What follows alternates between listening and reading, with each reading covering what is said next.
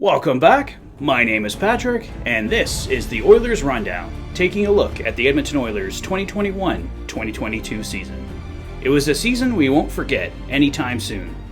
For the first time since 2006, the Oilers made it all the way to the third round before falling to the admittedly superior Colorado Avalanche. The Oilers have a great team, led by Connor McDavid and Leon Draisaitl. But there are holes to fill if this team is going to claim the ultimate prize. Injuries certainly played a factor in how the Oilers finished this year.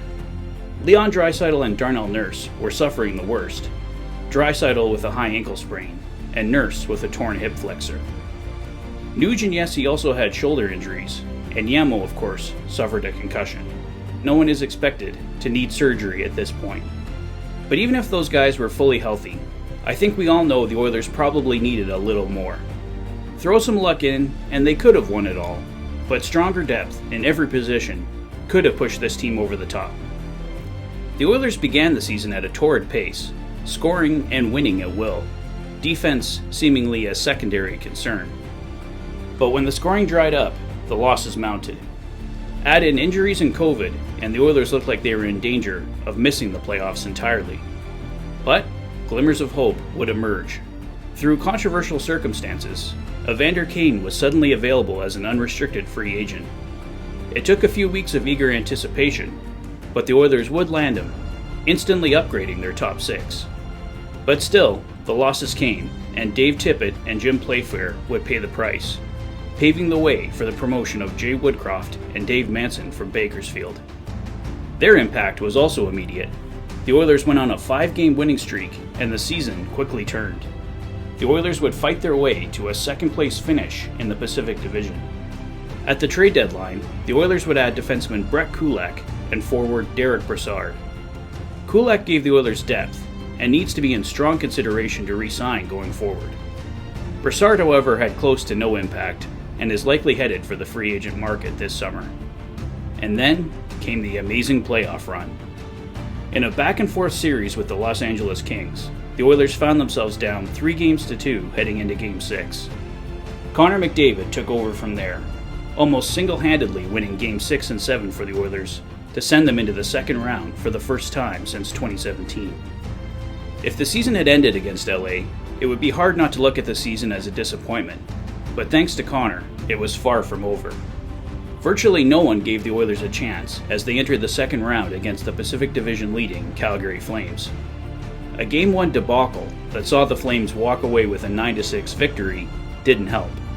But from that point on, despite having numerous leads, the Flames would have no answer for the Oilers. If there was a hole to find on Jacob Markstrom, the Oilers found it.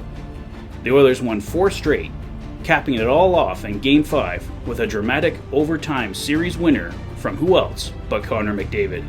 As much fun as this win was, though, it would unfortunately be the Oilers' final win of the postseason.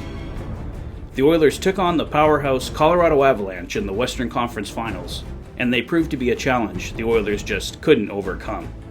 The Oilers would be swept in 4 games to end their season. Connor McDavid, Leon Draisaitl, Evander Kane, and Zach Hyman all enjoyed incredible runs in the playoffs. Connor finished with 10 goals and 23 assists. Dry finished with 7 goals and 25 assists. Kane finished with 13 goals and 4 assists, and as of today, he still leads the NHL postseason in goals. And Zach Hyman finished with 11 goals and 5 assists. He had an extremely impressive postseason run, the first of his career. 40-year-old Mike Smith started every game for the Oilers in the playoffs this year, and he had his ups and downs. He picked up a few shutouts along the way, was pulled multiple times, and delivered some highlight reel saves, and unfortunately, some highlight reel mistakes. Overall, it was a strong performance, but as Mike Smith would admit in his exit interview yesterday, the end for him seems near. He struggled with injuries all year long, and he's a competitor, but time seems to be taking its toll. Smith is signed for next season at a $2.2 million cap hit, but that may be left on the table. Goaltending is an area the Oilers must upgrade. Prospect Stuart Skinner is all but guaranteed to be in the tandem full-time next season, but he should be the 1B, or backup at most. Mike Smith simply can't be relied upon at this point to be the 1A. If the Oilers opt to go that route and take their chances, it's possible it works, but it's a decision filled with risk. The only positive of going with Mike Smith and Stuart Skinner is the cost savings.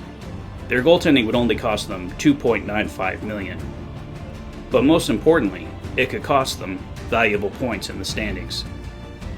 Mikko Koskinen and prospect goalie Ilya Konovalov are both headed overseas this summer, so the goaltending depth will need to be addressed in multiple areas. The Oilers' first order of business needs to be locking up head coach Jay Woodcroft and assistant coach Dave Manson to new deals. They work together to transform this team, and the incredible playoff run doesn't happen without them. NHL free agency kicks off on July 13th, but I'm sure we will have plenty to discuss in between now and then. The Oilers have the following players set to become unrestricted or restricted free agents. Here's a quick glance at my current guesses for their future. A lot is up in the air regarding Evander Kane, but I think something ultimately happens. Brett Kulak and Brad Malone are both valuable pieces for the Oilers that can return at reasonable prices. Jesse Puljujarvi has his fans and detractors. I'm a fan, but I can't shake the feeling that he gets moved this summer. I think Yamo and McLeod are both re-signed. According to TSN's Ryan Rashog, Yamo is being prioritized over Jesse, and he suspects a trade could happen. Look for videos focusing on the Oilers' forwards, defense, goaltending, and coaching in the days ahead, and I'll be here to provide coverage of all the big events of the summer. That's all for now, guys. Let me know your thoughts on this season, on what's going to happen this summer in the comments section below. If this is your first visit to the channel and you like what you see, please consider liking and subscribing for all the latest Oilers content. You've been watching the Oilers Fanatic. Thanks for being a fan. Take care, guys, and I'll see you soon.